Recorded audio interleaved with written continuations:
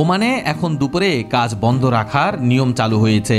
প্রচণ্ড গরমে শ্রমিকদের স্বাস্থ্য ঝুঁকি এড়াতে 1 জুন থেকে দুপুর 12:30 থেকে বিকেল 3:30 পর্যন্ত খোলা জায়গায় কাজ করানো সম্পূর্ণ নিষিদ্ধ ঘোষণা করেছে দেশটির শ্রম মন্ত্রণালয়।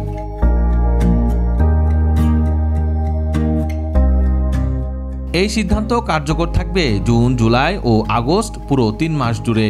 ওমানের শ্রম মন্ত্রণালয় জানায়, নির্মাণ সাইটসহ যে কোনো উন্মুক্ত কর্মক্ষেত্রে এই সময়ের মধ্যে কাজ করানো আইনত দণ্ডনীয় অপরাধ।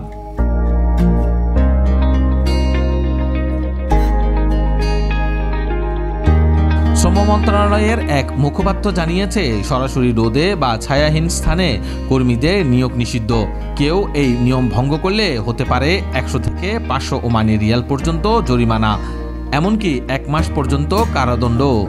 মন্ত্রণালয়ের মতে এই সিদ্ধান্ত মূলত শ্রমিকদের সুরক্ষায় একটি গুরুত্বপূর্ণ পদক্ষেপ, কারণ এই সময়টাতে তাপমাত্রা অসহনীয় হয়ে ওঠে, যা হিট স্ট্রোক, ক্লান্তিজনিত দুর্ঘটনা এবং অন্যান্য তাপজনিত রোগের ঝুঁকি বাড়িয়ে দেয়।